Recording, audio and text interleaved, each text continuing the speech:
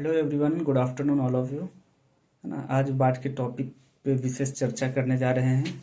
सबसे पहले बाढ़ की परिभाषा से शुरुआत करते हैं कि बाढ़ कहते किसे हैं। तो किसी भी जल संग्रहण स्रोत जैसे नदी, तालाब, झील आदि का एक निश्चित समय पे जल धारण करने की एक निश्चित क्षमता होती है ना। तो उस क्षमता से अधिक जल प्राप्ति होने पर ना अधिशेष जल आवासीय क्षेत्रों, कृषि क्षेत्रों आदि में प्रवेश कर जाती है। इसी स्थिति को बाढ़ कहते हैं। और इसके बाढ़ के कुछ कारण होते हैं। तो बाढ़ के कारणों में यदि हम देखें तो सबसे पहला कारण इसका जो है कि अधिक वर्षा। कहीं ना कहीं बाढ़ का सबसे प्रमुख कारण में है ना अतिवृष्टि आती है कि जल संग्रहण स्रोतों में जो उसकी धारण करने की क्षमता है वो वर्षा की जल के कारण उसकी क्षमता में वृद्धि हो जाती है। तो वो जो विशेष जल होते हैं वो आवासीय क्षेत्रों, कृषि क्षेत्रों एवं अन्य क्षेत्रों में प्रवाहित होने लगती है, जिस कारण बाढ़ की स्थिति बन जाती है। तो अतिवृष्टि कह सकते हैं। दूसरा अतिक्रमण है ना, बढ़ती जनसंख्या के कारण लोग जो है बाढ़ नदी के जो क्षेत्र होते हैं, जल संग्रहण क्षेत्र जो होते हैं, उस ओर भी लोग अपने आवास निर्माण एवं विभिन्न तरह की गतिविधियां कर रहे हैं। तो समान जल संग्रहण की स्थिति में भी है ना, चूंकि उस क्षेत्रों में अतिक्रमण कर लिया गया है तो इस कारण भी उन्हें बाढ़ का सामना करना पड़ता है। तो पहला अतिवृष्टि, दूसरा अतिक्रमण, तीसरा नगरीकरण भी कह सकते हैं कि नगरीकरण के दौर में है ना जो वर्षा के जल भूमिगत हो जाते थे, तो नगरीकरण के दौर में सारे मैक्सिमम भूमि पे जो पक्कीकरण की गई है, तो नगरीकरण की स्थिति में है ना पक्कीकरण के कारण वर्षा के जल भूमिगत ना हो करके और वो वर्षा की जल संग्रहण स्रोतों में जाते हैं, जिससे कि जल संग्रहण स्रोतों की जो सीमा है ना उसमें वो वृद्धि कर लेते हैं। तो उस वृद्धि करने के कारण अधिशेष जल है ना आवासीय क्षेत्रों और कृषि क्षेत्रों एवं अन्य क्षेत्रों में जाता है, जिससे कि बाढ़ की समस्या दिखाई देती है। तो पहला हम देखें अतिवृष्टि, दूसरा मानवों का अतिक्रमण, तीसरा नगरीकरण, चौथा देखें तो अवसादीकरण है ना। अवसादीकरण को इस तरह से भी समझ सकते हैं कि जब बाढ़ की स्थिति होती है तो मिट्टी भी कट करके है ना अधिक वर्षा की स्थिति में मिट्टी कट करके और जल संग्रहण स्रोतों के नीचे है ना दब जाते हैं, जिससे कि जल संग्रहण स्रोतों की जो जल धारण करने की क्षमता होती है वो कम जाती है। तो अवसादीकरण भी एक कारक है बाढ़ का, है ना। इसी क्रम में अगर हम आगे देखें तो निर्वनीकरण यानी वनों की कटाई। तो वनों की कटाई भी कहीं ना कहीं बाढ़ के लिए जिम्मेवार है, क्योंकि वन जो होते हैं कि वो अवसादीकरण को रोकते हैं। तो अब वनों की कटाई से जो होते हैं कि मिट्टी वर्षा के कारण अधिक मात्रा में कट जाते हैं और वो जा कर करके जल संग्रहण स्रोतों के नीचे अवसाद के रूप में जमा हो जाते हैं, जिससे कि है ना जल संग्रहण स्रोतों की जो जल धारण करने की क्षमता होती है वो कम जाती है ना। और जब वो सामान्य वर्षा में भी जब जल संग्रहण स्रोतों का जो क्षमता है ना उस क्षमता से अधिक जल अवसादीकरण के चलते हो जाने पे वो जो विशेष जल हैं वो किसी भी कृषि योग्य भूमि क्षेत्र या मानव आवासीय क्षेत्र या अन्य क्षेत्रों में जाते हैं, तो ये बाढ़ के रूप में दिखाई देते हैं, है ना। तो ये 5 हो गए। एक और हम कह सकते हैं कि भूकंप या भूस्खलन। तो भूकंप या भूस्खलन के कारण भी जो है कि बाढ़ की स्थिति उत्पन्न होती है। भूकंप या भूस्खलन, भूकंप की स्थिति में ये हो सकता है कि है ना जो धरती है कहीं पे है ना नदी के नीचे का ही धरती अगर थोड़ा सा अवनयन हो जाए है ना उत्तल अगर हो जाए, तो बाकी जो है कि नदी का जो डायरेक्शन है वो दाहिने बाएं हो जाएगी, जो अपने निर्धारित रास्ते से भटक करके और वो मानव आवासीय परिसर या जो विविध गतिविधियां हैं मानव के या कृषि भूमि की ओर बढ़ जाएगी, है ना। जो भी एक बाढ़ के कारण हो सकता है। या फिर जो पर्वतीय इलाके हैं तो भूस्खलन के कारण भी जो है ढलान के सहारे बहुत बड़े मात्रा में मालवा जो है वो नीचे आ करके और किसी भी जल स्रोत, नदी हो चाहे तालाब हो इत्यादि में आकर के बांध का रूप ले सकते हैं। तो वो बांध का रूप लेने से वो नदी का जो जल है वो अपने दिशा से भटक करके और मानव की गतिविधि वाले क्षेत्र, मानव का आवासीय क्षेत्र, कृषि क्षेत्र में, है ना, उसका प्रवाहित होना शुरू हो सकती है, जो एक बाढ़ का रूप दिखाई दे सकता है। तो बाढ़ के कारण में हम लोग देखें अतिवृष्टि, अतिक्रमण, है ना, नगरीकरण, अवसादीकरण, निर्वनीकरण और भूकंप एवं भूस्खलन। तो ये थे बाढ़ के मुख्य कारण। अब हम अगर बाढ़ का क्षति देखें, बाढ़ की क्षति, बाढ़ के कारण क्षति क्या क्या होती है, तो एक क्षति तो है कि मानव के आवासीय परिसर में, है ना, बाढ़ के आने से उनके आवासीय परिसर की स्थिति ही ये हो जाती है, तो रहने में सबसे पहला दिक्कत है। दूसरा है कि खाद्य वस्तुओं, अगर घर में पानी बाढ़ की आ जाएगी तो उससे कि खाद्य एवं अन्य उपकरण की क्षति होगी, है ना। पशु पालन या पालतू पशुओं की क्षति, अधिक बाढ़ होने की स्थिति में, है ना, पशुपालन कभी कभी उस धारा में बह भी जाते हैं।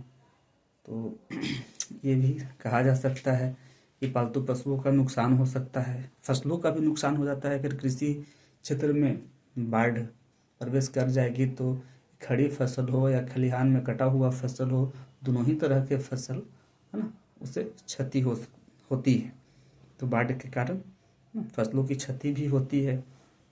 उसके बाद बाढ़ के कारण अवसंरचनात्मक भी क्षति होती है, जैसे कि अगर रोड, सड़क, विद्यालय, चिकित्सा, है ना, या कंपनी, व्यावसायिक संस्थान या विविध तरह का जितने भी हैं, बाढ़ के कारण अवसंरचनात्मक क्षति भी सामना करना पड़ता है।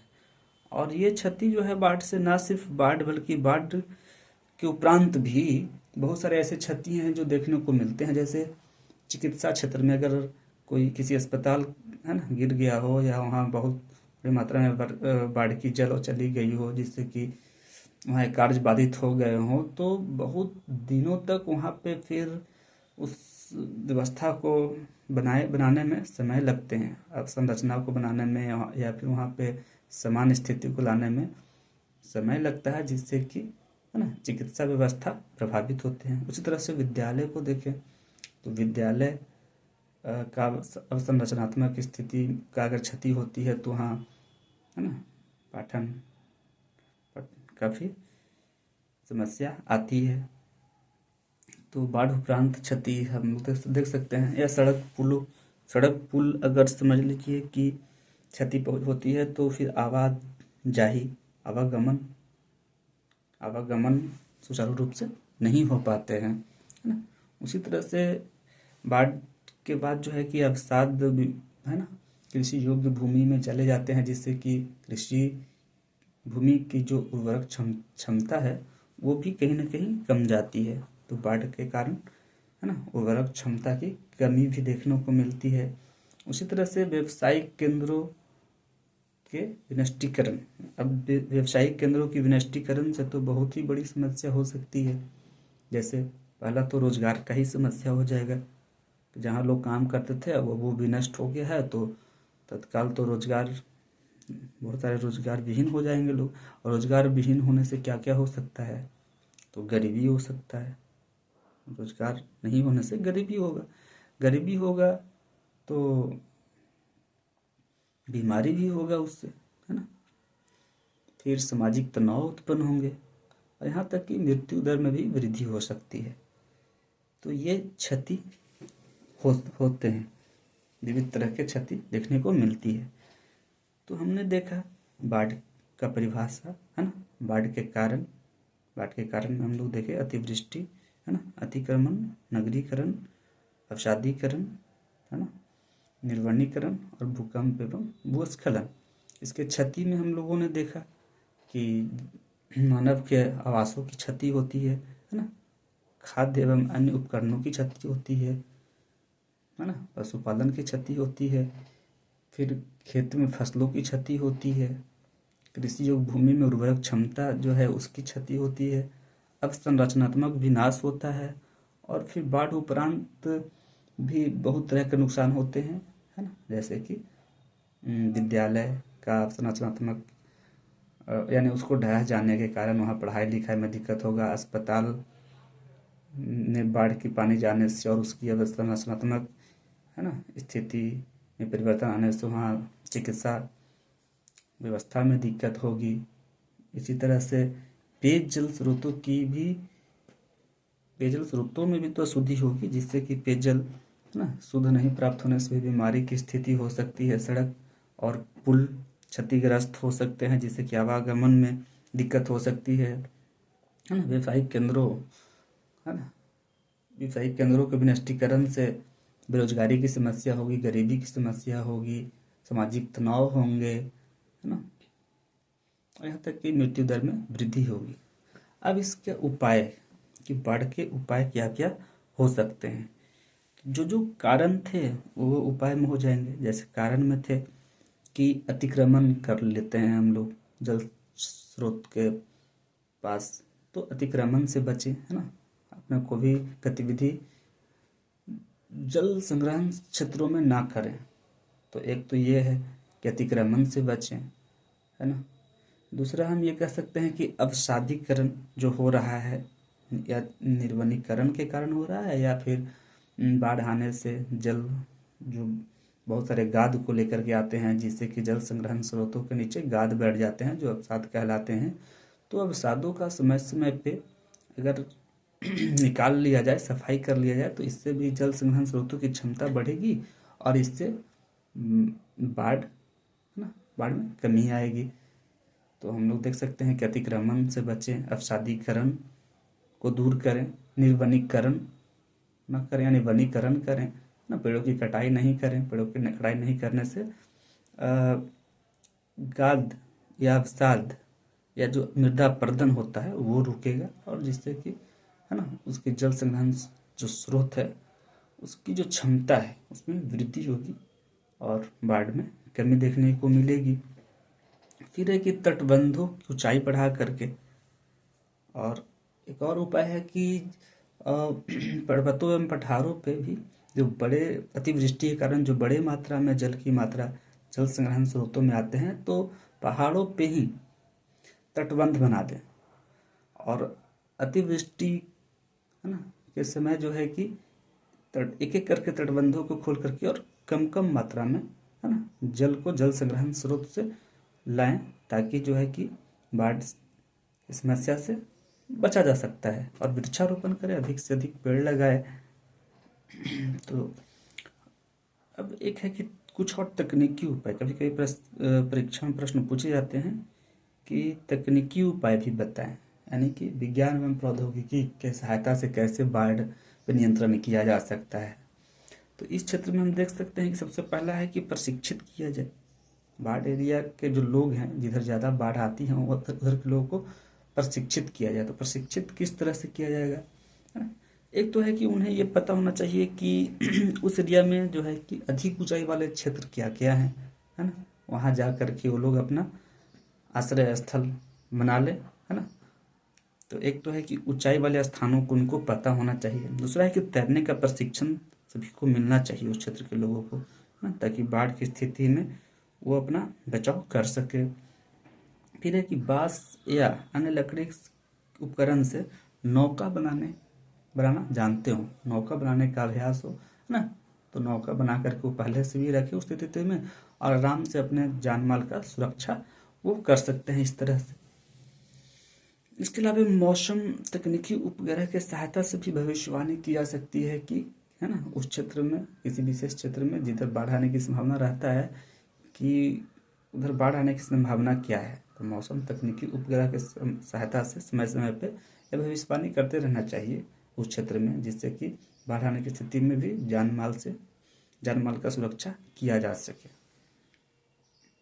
फिर है कि, है ना, जल संग्रहण स्रोतों में जल मापक लगा हो, ताकि जैसे जैसे उसका लेयर बढ़ते जाए जल का, वैसे वैसे उसमें अलार्म के साथ ये प्रचारित किया जाता रहना चाहिए कि अभी जल संग्रहण स्रोत में किस लेयर में जल की मात्रा है और वो कब तक बाढ़ का रूप ले लेगा, जिससे कि पूर्व संकेत के द्वारा लोग अपना, है ना, माल जाल की बचाव एवं सुरक्षा कर सकते हैं। तो जल मापक यंत्र एवं अलार्म का, है ना, व्यवस्था होना चाहिए।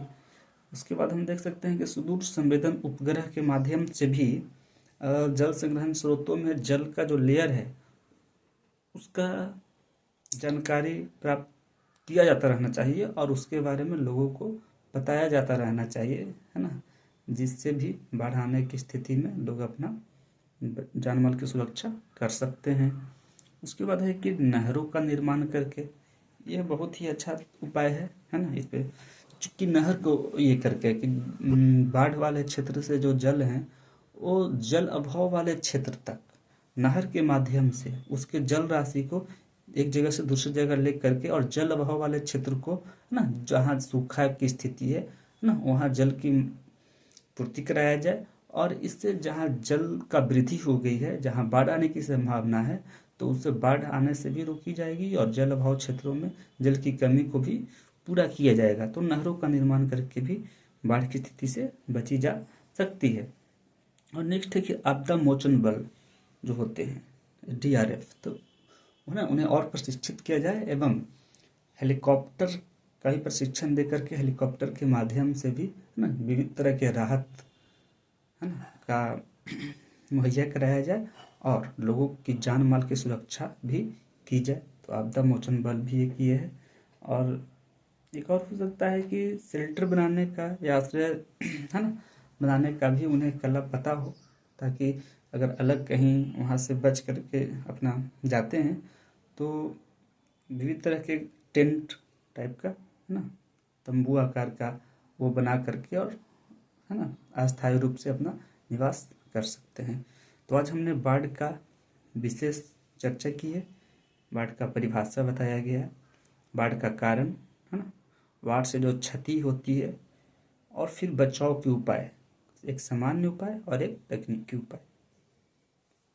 तो आज के लिए इतना ही, नेक्स्ट फिर मिलते हैं, बाय।